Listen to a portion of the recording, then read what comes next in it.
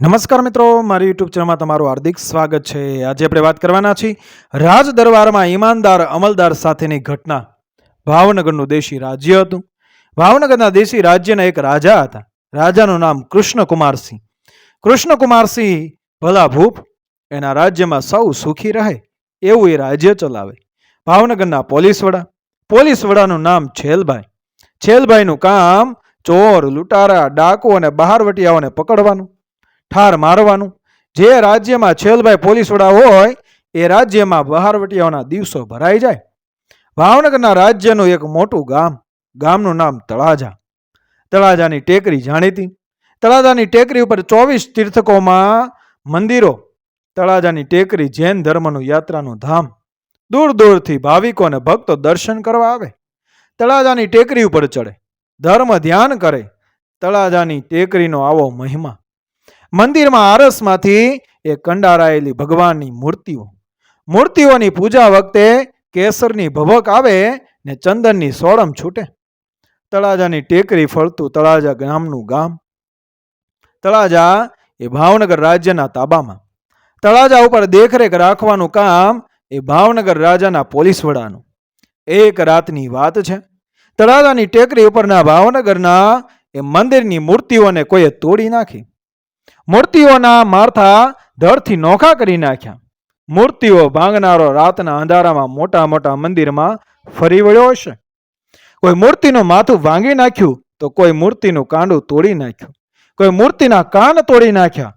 આ મૂર્તિને કંઈક ને કંઈક નુકસાન કર્યું. આ મૂર્તિ તોડનાર તો રાતના અંધારામાં છટકી ગયો. પણ એ તળાજાની ટેકરી ઉપર રાતે તો કોઈ રહેતું નહોતું. સવાર પડે ત્યારે પૂજારી પૂજા કરવા આવે અને યાત્રાળુઓ દર્શન કરવા આવે. સવાર પડ્યું. તળાજાની ટેકરી ઉપર એ સૂરજ દાદાના ઝીણા ઝીણા કિરણો પડવા માંડ્યા. તળાજાની ટેકરી ઉપરથી અંધારું નાસી ગયું. સવાર પડતા એ પૂજારી પૂજા કરવા માટે આવ્યો. આવીને જુએ છે તો મંદિરોની મૂર્તિઓ તૂટેલી. પૂજારી તો ભગવાનની મૂર્તિઓને તૂટેલી જોઈ આભોજ બની ગયો. પછી એણે વિચાર કર્યો કે આ બનાવની તળાજા ગામમાં ઉપરી પોલીસને જાણ કરવી જોઈએ. પૂજારી તો જેવો પગથિયા ચડ્યો હતો એવો પગથિયા પાછો ઉતરી ગયો. ગામમાં ઉતરીને તેણે તો એ તળાજાના મહાજનને વાત કહી. વાત સાંભળીને તો વાણિયા વેપારી દોડ્યા. એક શ્વાસે તળાજાની ટેકરીના પગથિયા ચડીને એ મંદિરે ફરી વળ્યા અને જોયું તો પૂજારીની વાત ખરી લાગી. મહાજને જઈને પોલીસને ફરિયાદ કરી. ભાવનગર રાજાને પણ જાણ કરી. વાત સાંભળી કૃષ્ણકુમારસિંહે પોલીસ વડા છેલભાઈને હુકમ કર્યો કે આ બનાવની તાબડતોડ તપાસ કરો. ગુનેગારને ગોતીને જેલમાં પૂરો. મારા રાજ્યના તાબાના તળાજામાં આમ કેમ બન્યું? કોણ છે ગુનેગાર? શોધીને મને જાણ કરો. કૃષ્ણકુમારસિંહે હુકમ છોડ્યો. તોય મહાજને દિલ્હી સુધી એ ફરિયાદ કરી. દિલ્હીથી અંગ્રેજ વાઇસરોયનું ભાવનગર રાજ ઉપર દબાણ આવ્યું. દિલ્હીનું દબાણ આવે કે ન આવે, એ ભાવનગરના ભૂપ તો પ્રજાપાલક હતા. એણે તો તપાસના હુકમ આપી જ દીધા હતા અને તાબડતોડ એ પગલાં ભરવાનો હુકમ કર્યો હતો. રાજાનો હુકમ થતાં જ છેલભાઈ પહોંચ્યા તળાજા ગામ. તળાજામાં છેલભાઈએ પડાવ નાખી દીધો અને છેલભાઈની સાથે એક જમાદારનું નામ શિવલાલ. શિવલાલનું મૂળ ગામ તો રસનાળ. રસનાળથી ભાવનગર રાજ્યના પોલીસ ખાતામાં એ શિવલાલ જમાદાર તરીકે નોકરી કરે. શિવલાલ ચાલાક અને ચપળ. છેલભાઈ સાથે બહારવટિયા સામે બંદૂકની ગોળીઓ છોડી. આવા શિવલાલ જમાદારને સાથે લઈને છેલભાઈએ ગુનેગારના સગડ શોધવા શરૂ કર્યા. પણ ભગવાનની મૂર્તિઓ તોડનાર ચોર મળતો નથી. એનું પગલું પણ પરખાતું નથી. દિવસો પર દિવસો જવા માંડ્યા. સૌ મૂંઝાયા. મહાજન પણ મૂંઝાયું. સૌને નવાઈ લાગી. આ તે કેવી તપાસ કે એક નાનકડો ચોર છેલભાઈથી પકડાતો નથી.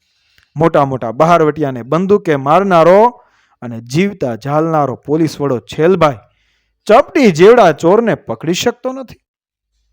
કંઈક કારણ હશે, નહીતર કાંઈ પોલીસથી ચોર ન પકડાય એવું બને કોઈ દિવસ? આમ લોકો વાતો કરવા માંડ્યા.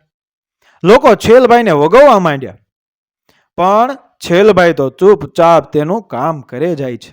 લોકો શું કહે છે તેની તેને પરવા નહોતી. એની તો એક જ વાત હતી કે મારે શું કરવાનું છે તે મારે જોવાનું છે. લોકો શું કહે છે તે મારે જોવાનું નથી. આમ છેલભાઈ તપાસ કરતા રહ્યા ને દિવસો પર દિવસ જતા રહ્યા. હવે તો છેલભાઈ ઉપર તડી પડવા માંડી. સૌ કહેવા માંડ્યા, મોટા મોટા ડાકુ અને દોરડે બાંધનાર એ છેલભાઈથી એક ચોર ન પકડાય. એ વાતમાં શું માલ છે? નક્કી કંઈક કારણ હશે. આવી વાતો સાંભળીને છેલભાઈના એક મિત્રને એ ચિંતા થઈ. છેલભાઈની થતી ટીકા તેનાથી સહન ના થઈ. છેલભાઈના દોસ્ત કંઈક વિચાર કરીને ઉપડ્યા. છેલભાઈના ઉતારે સવારનો પહોર છે. છેલભાઈ દરબારી ઉતારાની પરસાળમાં બેઠા છે. બેઠા બેઠા ચોર પકડવાના વિચારો કરી રહ્યા છે. એવી વખતે તેમના દોસ્ત કેમ છો સાહેબ બોલતા પરસાળના પગથિયા ચડવા લાગ્યા. એટલે છેલભાઈ બોલ્યા કે આવો આવો, કેમ આજે સવારના પોરમાં આવું થયું? છેલભાઈનો દોસ્ત કહે, તમે મારા મિત્ર છો. તમે મારા મિત્ર છો? એક સલાહ દેવા આવ્યો છું. તમે મારી સલાહ માનશો? છેલભાઈ કહે, તમારી સલાહ સાચી હશે તો માનીશ અને ખોટી હશે તો નહીં માનું. છેલભાઈના દોસ્ત કહે, તમારી બદનામી થાય છે. તમારી કીર્તિ ઉપર એ કલંક ચઢી રહ્યું છે. છેલભાઈ કહે, હું જાણું છું, પણ ચોર પકડાતો નથી. હું તપાસમાં જ છું. છેલભાઈના દોસ્ત કહે, તપાસ બપાસ પડતી મૂકો. છેલભાઈ કહે, તપાસ કરવી એ મારી ફરજ છે અને મારાથી પડતી એ કેમ મુકાય? છેલભાઈના દોસ્ત કહે, હું રસ્તો બતાવું. છેલભાઈ કહે, શો રસ્તો? છેલભાઈના દોસ્ત કહે, ગમે તેને ગુનેગાર ગણીને એ પકડીને જેલમાં પૂરી દો, એટલે તમારા ઉપરથી એ આળ ઉતરે. મિત્રની વાત સાંભળી છેલભાઈ તાડુક્યા કે એ મારાથી નહીં બને. છેલભાઈનો દોસ્ત કહે, વખત વખતના વાજા વગાડવા પડે. છેલભાઈ કહે, મારો બચાવ કરવા હું કોઈ નિર્દોષને ગુનેગાર ઠેરવું?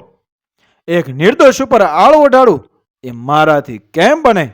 પોલીસનો વડો થઈને મારા અધિકારનો દુરુપયોગ કરું તો હું ભગવાનનો ગુનેગાર ગણાવું. છેલભાઈના દોસ્ત કહે, તમારે કોઈની ઉપર એ આળ ઓઢાડવાની જરૂર નથી. મેં એક માણસ ખોટે ખોટો ગુનો કબૂલ કરે એવો તૈયાર રાખ્યો છે. પાછળથી તમે છોડાવી લેજો. કહો તો ખોટે ખોટો ગુનો કબૂલ કરનાર માણસને તમારી પાસે હાજર કરું. છેલભાઈ હસીને બોલ્યા, દોસ્ત, તમારી સલાહ મારાથી નહીં કબૂલ થાય. હું તો એ સાચા ગુનેગારને પકડી પાડીશ. બાકી ખોટો આરોપ કોઈની ઉપર મૂકીને કોઈના બાવડામાં બેડીઓ નહીં પહેરાવું.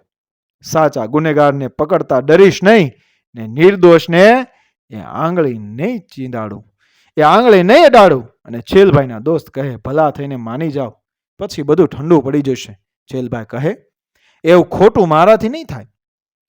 ફરી વખત આવી સલાહ આપવા આવશો તો આપણી એ દોસ્તી બંધ થશે. છેલભાઈના દિવસો દુઃખના થઈ ગયા. મૂર્તિ તોડનાર મળતો નથી. મૂર્તિ તોડવા પાછળનું કારણ મળતું નથી. સૌ મથામણ કરે છે પણ કોઈ રસ્તો દેખાતો નથી. અને દિલ્હીથી તાર ઉપર તાર આવે છે કે જરૂર હોય તો ગોરી ફોજ મોકલીએ પણ ગુનેગારને પકડો. એક દિવસ ને 2 દિવસ ને 2 દિવસ ને 12 દિવસ છેલભાઈ એક દિવસ ખબર દીધા કે તળાજાના મંદિરોની મૂર્તિઓ તોડનાર ચોર પકડાઈ ગયો છે. એને જેલમાં પૂરવામાં આવ્યો છે. વાત સાંભળી સૌના જીવ હેઠા બેઠા. તળાજાનું મહાજન રાજી રાજી થઈ ગયું. અને ત્યારે એ પણ કોણ છે ગુનેગાર? સવાલ ઉઠ્યો. જાહેર થયું કે ગુનેગાર જાતનો કુંભાર છે. કુંભારને છેલભાઈએ પકડીને ભાવનગરની અદાલતમાં ઊભો રાખ્યો. અદાલતમાં કેસ ચાલ્યો અને અદાલતે પૂછ્યું, શા માટે મૂર્તિઓ તોડી? કુંભાર કહે, મારે ચમત્કાર જોવો હતો, એટલે જેટલા મંદિરો મને મળ્યા એટલા બધા મંદિરોની મેં મૂર્તિઓ તોડી, પણ મને ક્યાંય ચમત્કાર ન દેખાણો. મારે ચમત્કાર જોવો હતો એટલે તમામ ધર્મના મંદિરોની મૂર્તિઓ મેં ભાંગી જોઈ.